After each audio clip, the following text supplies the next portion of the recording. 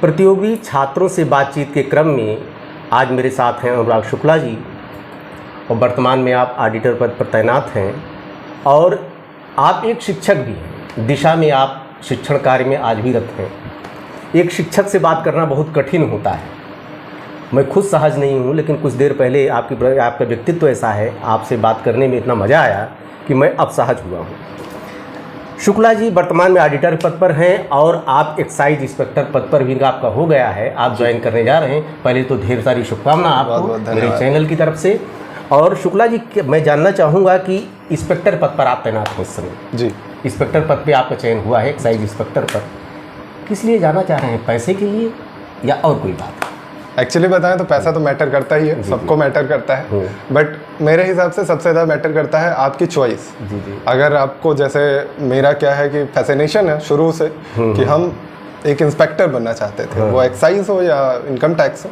Excise थोड़ा ज़्यादा पसंद था शुरू से, मतलब आपको धमक पसंद थी, कह सकते हैं। जी थोड़ा सा। अच्छा, ये बताइए कि वेश सबसे बड़ा प्रश्न आज के समय है। बच्चे बहुत हतोत्साहित हो जाते हैं गांव क्षेत्र से जो आते हैं। शिक्षा जैसी कुछ लोगों की शिक्षण, कोई प्राइमरी में पढ़े हैं, कोई मिडिल पढ़े हैं। आप तो जैसा आपने बताया आप शिशु मंदिर में पढ़े हैं। जी। शिशु मंदिर में शिक्षा के साथ साथ संस्कार भी होता है, बहुत अच्छा। लेकिन संस्कार तो होता ही है, लेकिन कहीं न कहीं वो ट्रेडिशनल एजुकेशन भी होती है। ये भी कह सकते हैं, ये भी मान सकते हैं। लेकिन यह है कि कंप्लीट उसमें शिक्षा दी जाती है। आप मॉडर्नाइज जो आजकल इंग्लिश मीडियम स्कूल चल रहे हैं, उसमें थोड़ा पाश्चात्य संस्कृति तरफ ज़्यादा है। वो कंप्लीट हमारी भारत की संस्कृति से उत्प्रोत है। तो आपसे जानना चाहेंगे शुक्ला जी कि वेश कितना काउंट करता है एक प्रतियोगी छात्र के लिए? देखिए, मेरे हिसाब से तो थोड़ा ज़्यादा इतना हाइप नहीं बनाना चाहिए कि 10th नहीं अच्छा किया तो 12th नहीं अच्छा किया तो ये। मैंने सच बताएं तो हम 8th तक अपने गांव में पढ़े हुए हैं, और वो स्कूल में थोड़ा पिताजी का इन्फ्लुएंस ज़्यादा था, उसकी वजह से कभी ना फेल होने की नौबत आई, ना ही कभी वहाँ पे हमें पढ़ना पड़ा। टॉप करते थे बिना पढ़े। तो ये बहुत नेगेटिव था मेरे लिए। 9th में हम फैजाबाद में आ गए थे, यहाँ पे OPS स्कूल में पढ़ रहे थे। वहाँ पे 9th में मेरे 50% मार्क्स थे ओवरऑल। बहुत गंदे मार्क्स थे, मैथ्स तो एकदम गंदी सी थी। 10th में मैंने बहुत इंप्रूव करा और 10th में बहुत अच्छे हो गई मैथ्स। बट अभी प्रेजेंट का स्टेटस बताएं तो हमारी क्लास में ऐसे बच्चे आते हैं जो 12th तक मैथ्स छोड़ चुके हैं। अचानक से वो मैथ्स सेक्टर में आए। और ऐसे कई सारे एग्जांपल्स हैं दिशा में ही, हमारी कोचिंग में ही, कि आप देखेंगे वो कॉमर्स से पढ़ के आए हैं या फिर उन्होंने BA करा है बिना मैथ्स के कुछ बैकग्राउंड के, और अचानक से आके यहाँ 2 साल तगड़ी मेहनत करके सिलेक्शन ले ली। तो मेरे हिसाब से उतना मैटर नहीं करता है, ये हम नहीं कह सकते कि नहीं करता है, मैटर करता है, लेकिन उतना नहीं करता जितना लोग डरते हैं। कार्य मतलब आपको, मतलब प्राथमिकता आपकी मेहनत होती है, आपकी लगन होती है। वेश कंपटीशन के लिए कोई मायने नहीं है। बस ये मैटर करता है कि आप लगन वाले हो। आप अगर मैथ्स वाला कैंडिडेट 1 घंटा पढ़ता है तो आपको शायद 1.5 घंटे 2 घंटे पढ़ना चाहिए। ये मतलब। अच्छा, ये बताइए कि आप शुरुआत ही आपका SSC CGL ही आपका मेन बेस रहा, मेन आपका रुचि इसमें ही रही, सिविल के बारे में नहीं सोचा? सच बताएं तो शुरुआत में पहले चूँकि जहाँ पे हम पढ़ रहे थे 12th तक, वहाँ एकदम माहौल था IIT वाला। तो हम लोग IIT के लिए तैयारी किए थोड़ा बहुत, मतलब 12th के साथ ही, और हम लोगों ने पेपर दिया और बहुत गंदे मार्क्स आए। वहाँ से ये दिमाग में चल रहा था कि अभी IIT करनी है, IIT के लिए तैयारी करनी है, कोटा जाना है। फाइनेंशियल सिचुएशन थोड़ी गंदी थी, नहीं अच्छी थी उतनी। पिताजी से बात हुई और घर में बात हुई, तो ये हुआ कि चलो लोन वोन लेके पढ़ा दिया जाएगा। लेकिन मतलब अंदर से नहीं आ रहा था कि लोन लेके हम पढ़ाई करेंगे। तब तक 1-2 फ्रेंड मेरे घर पे आए और पिताजी के सामने ही बात करना शुरू किया कि CGL होता है, उसमें बस ये बहुत नॉमिनल फीस होती है, आप पढ़ सकते हैं कोचिंग में और सिलेक्शन हो जाता है। अब पिताजी का मन बन गया, तो हम सच बताएं तो हमें बिल्कुल नहीं आइडिया था SSC क्या होता है, इसमें नौकरी कौन सी मिलती है। बस हम गए और ज्वाइन कर लिया दिशा करियर इंस्टीट्यूट फैजाबाद में। ये बताइए कि SSC CGL में एक सब्जेक्ट की भूमिका ज़्यादा होती है, जैसे अगर इसमें एक रीजनिंग भी होता है, GS भी थोड़ा अलग होता है, तो सब्जेक्ट कितना काउंट करता है? आपका सब्जेक्ट की भूमिका ज़्यादा होती है या रीजनिंग और GS की भूमिका ज़्यादा होती है? अगर स्पेशली आप CGL की बात करें तो मैथ्स और इंग्लिश मोस्ट इंपॉर्टेंट बेस है इस चीज को। जैसे सीजल प्री होता है, जिनको नहीं पता है बताते हैं। सीजल प्री जो होता है उसमें मैथ्स, इंग्लिश, रीजनिंग चारों और जीएस चारों सब्जेक्ट आते हैं। 25-25 क्वेश्चन होता है, 100 क्वेश्चन आते हैं 200 नंबर के, तो उसमें तो सारी चीजें इंपॉर्टेंट है। लेकिन जब मेंस होता है तो 100 क्वेश्चन मैथ्स केवल आती है और 200 क्वेश्चन इंग्लिश के आते हैं। जी जी जी। तो आपको उसमें स्कोर करना पड़ता है। अगर आप उसमें स्कोर अच्छा नहीं कर पाते हैं, प्री में अच्छा करते हैं, फिर भी आपका सिलेक्शन नहीं होता। तो ऐसा नहीं कह सकते कि जीएस नहीं मैटर करती, रीजनिंग नहीं मैटर करती। आप 200 मार्क्स में से अब 160-170 लाते हैं, तभी आपका सिलेक्शन की उम्मीदें बढ़ती हैं। हमने देखा है शुक्ला जी कि जीएस के कारण लोगों का सब्जेक्ट सिलेक्शन अपने सब्जेक्ट के कारण रुकता है, जीएस लगभग सभी का सामान्य रहता है। क्या मेरे केस में थोड़ा सा अपोजिट था। हमें जीएस में बिल्कुल इंटरेस्ट नहीं आता था। हाँ। मेरा पर्सनल जो सजेशन होगा कि आप नोट्स पढ़िए। मेरा जो अभी तक का ग्राफ आप देखते हैं सिलेक्शंस का, बस मेरे नोट्स के भरोसे है। अच्छा ये बताइए, नोट्स पर जब आप आ गए तो नोट्स एक रेडीमेड नोट्स मार्केट में है, कोचिंग नोट प्रोवाइड करती है, नोट्स प्रोवाइड करती है, तो क्या आपको लगता है कोचिंग के नोट्स ज़्यादा अच्छे हैं कि या नोट्स आपको सेल्फ बनाना चाहिए? नहीं, मेरे हिसाब से सेल्फ मेड नोट्स बेस्ट होती हैं। आप जब उसको अच्छे से लिखते हैं। कुछ बच्चों को ये बहुत गंदी आदत होती है, मेरे स्टूडेंट्स हैं बहुत सारे जो इतनी गंदी राइटिंग में लिख लेते हैं, या एक ही पेन से पूरा उठा के छाप दिया और बाद में जब उसको पढ़ने लगे तो वो देख रहे हैं गंदा गंदा सा लिखा है, मन ही नहीं लग रहा पढ़ने में। पर्सनल मेरी जो हम बताएं तो मैथ्स हम पढ़ाते हैं, फिर भी मेरे पास 3 या 4 नोट्स होंगी एक एक चैप्टर की। हर बार हम नई नोट्स बनाते थे। नोट्स बनाना बहुत बढ़िया होता है। नोट्स बनाने में तो 70% तैयारी हो जाती है। 70% में देखता हमें खुद एक्सपीरियंस में कंपटीशन दे रहा था। पर्सनल सजेशन हमेशा होता है, बच्चे जब पेपर देने जाते हैं 1 महीने पहले या 15 दिन पहले पूछते हैं क्या पढ़ें, तो मेरा यही सजेशन होता है, नोट्स उठाओ, क्वेश्चंस पूरे मत रिवाइज करो, कम से कम फॉर्मूलाज वगैरह रिवाइज करो मैथ्स में। और जो जीएस की आपने नोट्स बनाई है उसमें जहाँ पे आपने हाईलाइट किया होगा, अंडरलाइन किया होगा, उन चीज़ों को देख लो एक बार। तो मेरे हिसाब से रेडीमेड नोट्स मत लीजिए। अच्छा। बेहतर, बहुत बेहतर होगा कि आप खुद से नोट्स बनाइए, और जितनी बार बनाइए उतनी बार अच्छे। देखिए जीएस और रीजनिंग ये तो कोचिंग से लगभग कवर हो जाता है, कुछ सपोर्ट लेना पड़ता होगा अदर बुक, लेकिन आपका इंग्लिश और मैथ एक ऐसा सेक्शन है, इसके लिए आप बुक थोड़ा एडवाइज कर दीजिए हमारे जितने छात्र हैं, प्रतियोगी छात्र हैं। पहले तो इंग्लिश अगर आप बेसिक शुरू कर रहे हैं तो आप एमबी शाह ले सकते हैं। एमबी शाह में जो प्रैक्टिस पेपर्स भी गिवन है और चैप्टर वाइज भी है। और वीके सिन्हा ले सकते हैं अगर आपको एरर वगैरह में थोड़ा सा दिक्कत हो रही है उसको रिवाइज करने के लिए। और अगर आप वोकेबुलरी पूछें तो एमबी शाह की वोकेबुलरी बेस्ट है। अगर इसका एंटोनिम सिनोनिम को छोड़ के बाकी चीज़ें जो भी आती हैं वो सारी एमबी शाह में मिल जाएंगी। एंटोनिम सिनोनिम के लिए आप ब्लैक बुक ले सकते हैं, ब्लैक बुक बढ़िया बुक है। और मैथ्स के लिए पूछें तो मेरा पर्सनल सजेशन होता है कि आप SD यादव थोड़ा सा सेकेंडरी रखते हैं, उससे पहले RS अग्रवाल रखते हैं। RS अग्रवाल में क्या है कि कम क्वेश्चंस में ज़्यादा चीज़ें कवर हुई हैं। SD यादव भी बढ़िया बुक है लेकिन ज़्यादा क्वेश्चंस उसमें है। तो बेसिक्स के लिए यही रखिए। बेसिक्स से जब आप एडवांस की तरफ बढ़ेंगे तो फिर आप राकेश यादव की क्लास नोट्स लगा सकते हैं या अभिनय शर्मा की बुक ले सकते हैं। फिलहाल एडवांस के लिए आपके पास बहुत सारे ऑप्शन हैं और मेरा पर्सनल सजेशन होता है प्रीवियस ईयर पर डिपेंड रहिए। प्रीवियस ईयर अगर आपके कवर अप हो जाते हैं तो उसके बाद आप एडवांस बुक्स और ये चीज़ें देखना शुरू करिए, उससे पहले आप प्रीवियस ईयर पे फोकस करिए बस। ये बताइए सिलेक्शन लेने के लिए जैसे कुछ लोग होते हैं, बच्चों को मैं कहते देखो मैं सेफ हूँ, बक्सा हूँ, संदूक हूँ, लोग किया करते हैं। सेफ शब्द थोड़ा सा हमको बड़ा आड़ लगता है। सिलेक्शन लेने के लिए कितने मार्क्स होने चाहिए, क्या स्ट्रेटजी होनी चाहिए? एक्चुअली सेफ इसलिए बोलते हैं कि मार्क्स आपके कट ऑफ से कितने अच्छे हैं। जी। अब जैसे CGL के कट ऑफ क्या होती है 137, 140 या एक बार तो 147 के आसपास चली गई थी। तो अगर आप 137 जैसे कट ऑफ गई है और आपके मार्क्स 165, 170 हैं तो एक अच्छा गैप होता है, लेकिन आप सेफ तो नहीं कह सकते प्री के मार्क्स के वजह से। मतलब आपका कहने का मतलब एक्सीलेंट के बारे में सोचना चाहिए आदमी को। ऑफ कोर्स अगर आप 200 नंबर का पेपर दे रहे हैं तो 180, 190 टारगेटेड स्कोर होगा। तो अब मेंस देंगे, जब आप मेंस में भी ऐसे अच्छा स्कोर करना पड़ेगा। जैसे मेंस क्या होता है 400 नंबर का होता है। जी। 400 नंबर में आपको 350 टारगेट करना होता है। टारगेट करके आप अच्छा ले आते हैं। जितने अच्छे मार्क्स रहते हैं उतनी अच्छी जॉब की चांसेस होती हैं। एक होता है कि सेफ है मतलब कोई जॉब मिल जाएगी। एक होता है टैक्स असिस्टेंट मिल जाएगी, 2400 पे ग्रेड है। फिर ऑडिटर मिल जाएगी, 2800 पे ग्रेड है। अब जैसे हम ऑडिटर हैं, 2800 पे ग्रेड है ये। हम भी तो सेफ थे लेकिन 2800 मिली। मेरी ख्वाहिश जो थी 4600 पे ग्रेड की थी, तो अगला एग्जाम दिया उसमें 4600 ले लिया। तो ये होता है कि सेफ एक होता है और एक होता है कि हमें अच्छी जॉब। तो अभी तो फिलहाल मेरे हिसाब से सबकी यही ख्वाहिश होगी, अच्छी जॉब। सेफ अलग चीज़ है, सेफ छोड़िए, बेस्ट करने की कोशिश करिए जितना मैक्सिमम हो पाए। अच्छा, स्ट्रेटजी क्या अप्लाई किया आपने पढ़ाई के लिए? छात्र जानना चाहते हैं। घंटे की strategy- बात मैं नहीं करूँगा क्योंकि आप नाराज हो जाएंगे, आप शिक्षक हैं। जब घंटे की बात, ये सवाल थोड़ा हार्ड है। Exactly. क्यों भी शिक्षक से अगर बात करोगे तो थोड़ा वो नाराज हो जाता है, जो भी कंप्यूटर होगा उसको भी हार्ड लगता है। लेकिन आपकी स्ट्रेटजी क्या रही, पढ़ाई की रणनीति क्या रही, मैं जानना चाहूँगा। हाँ बिल्कुल, उस पर आते हैं। पहले ये क्लियर करते हैं, घंटे वाला बिल्कुल आप लोगों से रिक्वेस्ट है, घंटे मत पूछा करिए। जी सबके पर्सनल चॉइसेस होती भाई, है। पूछना मैंने बंद कर दिया ना। बहुत अच्छा किया। बीच में मैंने टिप्पणी भी अपनी गलती को माना भी, अपनी गलती को माना मैंने, घंटे को मैंने बंद कर घंटे जैसे थोड़ा सा ऐसी चीजें हैं, आपकी कैलिबर और आपकी सोच पे निर्भर करता है। मेरा ये मानना है कि आप शादी में भी जाइए, बर्थडे भी मनाइए और पढ़ाई भी करिए। जी जी जी। और कुछ लोग का मानना है कि हम नहीं, 24 घंटे में 12 घंटे पढ़ना है, 12 घंटे और चीजें करनी है। मेरा ये मानना नहीं, आप इतना पढ़िए जो आपको लगे आज के लिए मैंने पढ़ा। जी जी जी।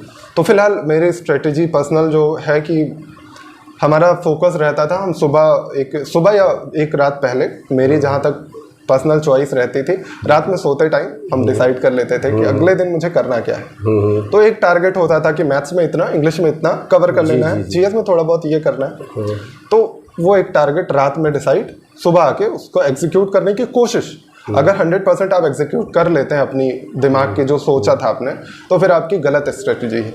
आप 100% एग्जीक्यूट कर ही नहीं सकते। आप थोड़ा अपने आप को ना लेवल पुश करना चाहिए मेरे हिसाब से। अपनी जो औकात है, हैसियत है, उससे थोड़ा सा आगे सोचना चाहिए। जी जी। अगर आपको लगता है आप 100 क्वेश्चन लगा लेंगे अगले दिन, तो आप 100 मत सोचिए, 150 सोचिए ना। जी जी। तभी तो 110 लगाएंगे। जी जी जी। बस यही मेरा पर्सनल सजेशन यही रहता है कि आप थोड़ा सा अपने आप को पुश आपके करिए। शिक्षक के गुण काफ़ी नज़र आ रहे हैं, जिस तरह से आप बता रहे हैं, ऐसा लग रहा है कि हाँ। ये बताइए, जो प्रश्न आते हैं इसमें, हाँ, जो एसएससी सीजीएल में प्रश्न आते हैं, ये तथ्यात्मक होते हैं या विश्लेषणात्मक होते हैं?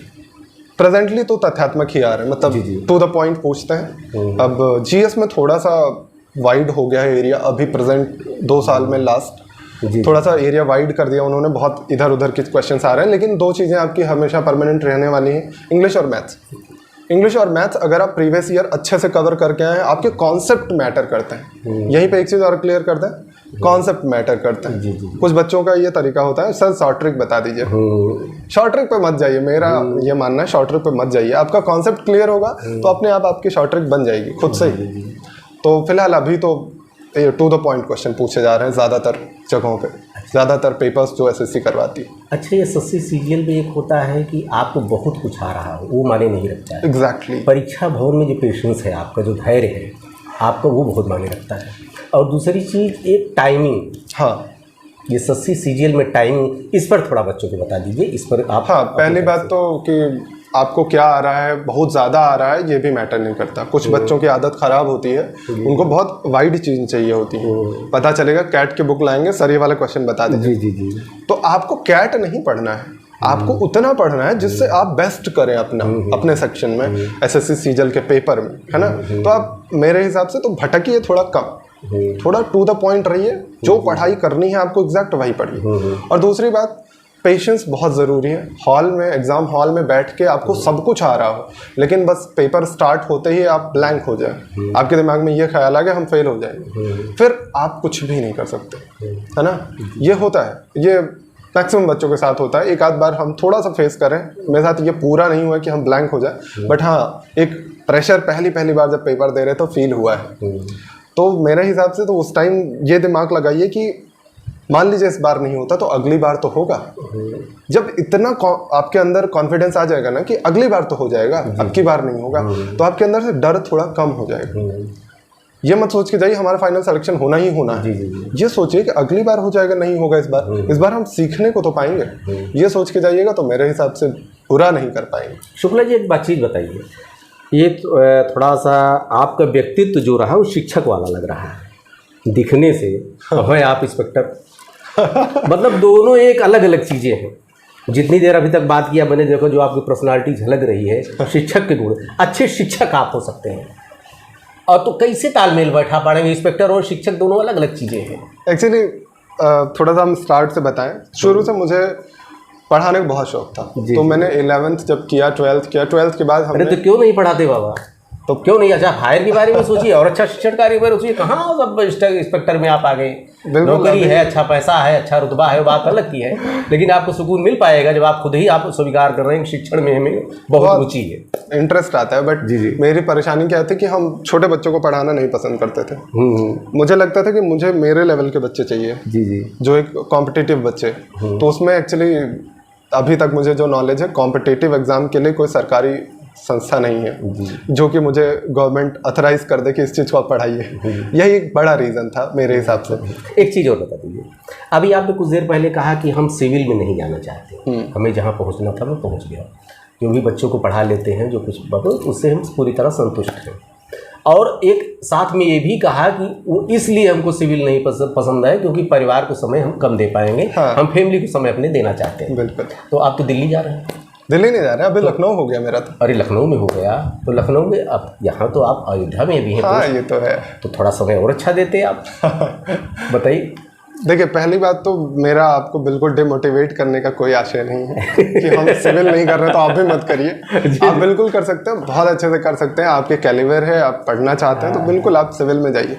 मेरा थोड़ा सा पर्सनल जो था कि हमें फैमिली ज़्यादा पसंद है, हम फैमिली पर्सन हैं, हम माता जी के साथ रहना ज़्यादा पसंद करते हैं अपने। तो माता जी है नहीं, मौके पे एक प्रश्न था, आप शादी कब कर रहे हैं? अब माता जी होती तो उससे सवाल करता है लड़के की शादी। आप बताइए, आपकी दिशा के जो छात्र हैं, जो आपके दिशा के स्टाफ हैं, जो भी आपसे जुड़े हों, जानना चाहेंगे, इस सवाल का जवाब आप दे दीजिए। अभी शादी का नहीं सोचा फिलहाल। अभी तो फिलहाल फैमिली में और लोग हैं, बड़े भाई हैं, बड़े पापा जी के लड़के, और फैमिली बड़ी है मेरी, जॉइंट फैमिली है, तो इस वजह से सब लाइन से होता है इसीलिए अभी टाइम है। तो फिलहाल अभी सिविल का पर्सनली नहीं सोचा है, इसलिए क्योंकि फैमिली को हमें टाइम देना है। हम ये नहीं कह रहे हैं कि सिविल में ऐसा कुछ होता है कि टाइम नहीं देते हैं, लेकिन मेरा जो मानना है टाइम ज़्यादा दे पाते हैं हम अपनी इस जॉब में, क्योंकि ये 10 से 5 वाली जॉब है। हाँ, फैजाबाद छोड़ने का ये रीज़न था कि 2800 पे ग्रेड है ऑडिटर और 4600 पे ग्रेड है एक्साइज इंस्पेक्टर। दूसरी चीज़ मेरी थोड़ा सा पैसा तो भाई ऑब्वियस मेरा पर्सनल जो था कि हमारे शुरू से दिमाग में सेट था हमें इंस्पेक्टर बनना है, वो मिल रहा है इसलिए जा रहे हैं। और पहले से मैंने, मेरे जो क्लोज वंस हैं, आप कभी पूछिएगा, बड़े सिस्टम से काउंटर कर रहे हैं आप कहीं कहीं पर पैसा मैटर करता है, के लिए पैसा बहुत मायने रखता है, शिक्षक पैसे को बहुत सहेजता है। अगर आप थोड़ा सा ऐसी फैमिली से आते हैं जहाँ से दिक्कत हो, वहाँ पे बहुत मैटर करता है। अच्छा, एक बात बताइए शुक्ला जी, आपने गरीबी देखी है, कह सकते हैं, आप स्वीकार भी कर रहे हैं, आपको बुरा भी नहीं लग रहा है। यहाँ तो लोग छिपाते, और शायद जो गवर्नमेंट सेक्टर में बच्चे जाते हैं 70% ज़्यादातर, वो 70% प्राइवेट सेक्टर में अच्छी पढ़ाई हो पाते हैं, पैसा जिसके पास ज़्यादा होता है। हाँ। अब जो ये एजुकेशन जितनी है, सेक्टर व्यावसायिक एजुकेशन जितनी कह सकते हैं, जितनी हाई एजुकेशन जो नहीं देते, गरीब बच्चे ही जाते हैं इसी सेक्टर में। तो ऐसी भी, जैसे आपकी कंडीशन बहुत तब अच्छी, मिडिल क्लास से थोड़ा सा हो रहा है, लेकिन तब भी ठीक था कि मतलब आपकी फैमिली में एजुकेशन को महत्व दिया गया, नहीं तो आप यहाँ तक पहुँचते ही ना। एजुकेशन को महत्व, और शिशु मंदिर की पढ़ाई बहुत टफ होती, मतलब भले थोड़ा वो इतनी महंगी नहीं है, लेकिन शिशु मंदिर की पढ़ाई में जहाँ तक देखता हूँ उतने में पूर्ण है, इसमें कहीं कोई, लेकिन कुछ बहुत पुअर कंडीशन के बच्चे जो कि कोचिंग नहीं आ सकते, क्योंकि पढ़ाई नहीं कर पा रहे हैं, उनके लिए आप क्या सलाह दे रहे हैं, वो क्या करें? देखिए, अगर बहुत ज़्यादा इश्यूज़ हैं तो अभी तो फ़िलहाल सबके पास फ़ोन है और थोड़ा बहुत स्टडीज़ आप कर सकते हैं, लेकिन मेरा पर्सनल मानना है कि ऑनलाइन में आप थोड़ा सा भटक जाते हैं। ज़्यादातर बच्चों का ये इशू होता है, और बहुत सारे लोग पूछते भी हैं कि ऑनलाइन या ऑफलाइन में क्या बेहतर है। मैंने तो दोनों चीज़ें देखी हैं, अगर जो लोग जानते हैं उनको पता होगा, मैंने ऑनलाइन भी पढ़ाया दिशा अयोध्या के चैनल पर, और दिशा में इस समय बहुत 2019 से ऑफलाइन भी पढ़ा रहा, तो दोनों मैंने देखा हुआ है। ऑनलाइन में बच्चों का जो इंटरेस्ट होता है वो भी देखा हुआ है मैंने, और ऑफलाइन में भी देखा। ऑफलाइन में क्या होता है, आप क्लास में होते हैं, आपके ऊपर टीचर की नज़र होती है, आप बैठ के सुकून से पढ़ते हैं, कॉन्फिडेंस आता है उससे, आपको भी बोलने का और टीचर के सामने होने का कॉन्फिडेंस आता है, तो आप समाज में भी उतने कॉन्फिडेंट रहते हैं। घर में क्या हो रहा है, आप फ़ोन लेके लेटे हुए हैं, बैठ के देख रहे हैं, सो रहे हैं, कुछ भी कर रहे हैं। तो हाँ, अगर आप डिप्राइव्ड हैं, आप थोड़ा सा परेशान हैं और करीब घर से आते हैं जहाँ पे एजुकेशन का इशू है, तो हम ये कहना चाहेंगे कि आप फ़ोन प्रेफर करिए, आप ऑनलाइन एजुकेशन लीजिए, ऑनलाइन भी फ्री एजुकेशन। आप यूट्यूब ओपन करिए, मैक्सिमम टीचर्स हैं जो फ्री पढ़ाए हुए हैं। इवन दिशा के भी चैनल पे जाइएगा तो हम लोग का फ्री है जो भी हम लोगों ने पढ़ा है। और दूसरी चीज़, अगर आप बहुत ज़्यादा परेशान हैं और आप अच्छा कर रहे हैं, थोड़ा सा पढ़ने लगे, तो आप आ सकते हैं दिशा में भी, वहाँ पे भी आपको थोड़ा सा सहूलियत दी जाती है, आके आप ट्राई कर सकते हैं। ठीक है, अंत में ढेर सारी शुभकामना आपको शुक्ला जी। लेकिन एक चीज़ हम आपसे कहेंगे कि आप चाहे अच्छे पद पर जाएं, कितने भी आपकी व्यस्तता, लेकिन शिक्षण कार्य में छोड़िएगा। पूरी कोशिश जो रहेगी। कोशिश ये कीजिएगा कि जो बच्चों को नहीं तो उनके साथ बड़ा अन्याय होगा। आप जो दे सकते हैं उसको आप दीजिए, जितना आपकी ऊर्जा हो। आपका तो भला हो ही गया, आप तो पद पर पहुँच ही गए, लेकिन बच्चों को मोटिवेट कीजिए। लास्ट में बस एक चीज़ और ऐड करना चाहेंगे कि देखिए, जितने लोग अच्छा पढ़ रहे हैं, आप लोग वो अच्छा पढ़ रहे हैं, अपने लिए अच्छा पढ़ रहे हैं, लोगों के लिए भी अच्छा ही कर रहे हैं। लेकिन एक थोड़ा सा और अच्छा काम कर सकते हैं आप। अगर आप एक जॉब पाते हैं और जॉब ज्वाइन करते हैं, जब तक आपने जॉब नहीं ज्वाइन किया है आप सारे पेपर्स दीजिए, सब में सिलेक्शन लीजिए। लेकिन जब आप ज्वाइन कर लेते हैं एक जॉब, अगर आपने 2800 पे ग्रेड की जॉब, जैसे मेरा एग्जांपल लीजिए, मैंने 2800 पे ग्रेड की जॉब ज्वाइन किया, तो इससे नीचे की जॉब्स जो हैं वो हम पेपर देना छोड़ चुके हैं। मैंने क्या किया है, सबसे पहली जॉब मेरी लगी थी, जो फर्स्ट जॉब अगर कहें आप, तो मैंने रेलवे का ग्रुप डी क्वालिफाई किया था। उसके बाद टेक्नीशियन क्वालिफाई किया। टेक्नीशियन तो हम ज्वाइन करने भी गए थे, बट अच्छा वो छोड़ के चले गए, चेन्नई मिला था मुझे और हम यहाँ पढ़ा भी रहे थे, तो हमने छोड़ दिया था। थर्ड जॉब जो थी वो सीजल ही मिली थी ऑडिटर की। उसके बाद रिजल्ट आया था CHSL का, मैंने CHSL की DB स्किप कर दी थी, इसीलिए जैसे कि मेरी जगह पे कोई और पा जाए। तो मेरा सजेशन रहेगा, आप लोगों से भी रिक्वेस्ट रहेगी एक्चुअली, अगर आपको कभी भी एक जॉब मिल गई है जो आपने ज्वाइन कर, जब तक आपने नहीं ज्वाइन किया है तब तक अनसर्टेनिटी रहती है कि ज्वाइन होगा या क्या होगा, बट अगर आपने ज्वाइन कर लिया, उससे नीचे के जो एग्जाम्स हैं उनको बाकी लोगों के लिए छोड़िए। अगर ऐसा होता है कि आप बहुत दूर जॉब पाए हैं, नज़दीक आना है, तो ठीक है, वो एक जस्टिफाइड सिचुएशन। अदरवाइज आप कम से कम ऐसे पेपर मत दीजिए जो आपके काम का नहीं है, जो आप सिर्फ नाम गिनाने के लिए है कि मैंने 20 सिलेक्शन लिए हैं, 20वां सिलेक्शन ऐड करने के लिए मैंने ग्रुप डी की नौकरी भी पेपर दे दिया, क्वालिफाई कर लिया, और हम कर तो रहे हैं 4600 पे ग्रेड की जॉब। तो ये मत करिए, मेरा सजेशन। ठीक, धन्यवाद, ढेर सारी शुभकामनाएं शुक्ला जी। आप एक शिक्षक से बात करना बहुत कठिन होती है, लेकिन शुक्ला जी की सहजता, इनका व्यक्तित्व, हमें कहीं से कोई दिक्कत नहीं हुई। धन्यवाद, ढेर सारी शुभकामनाएं।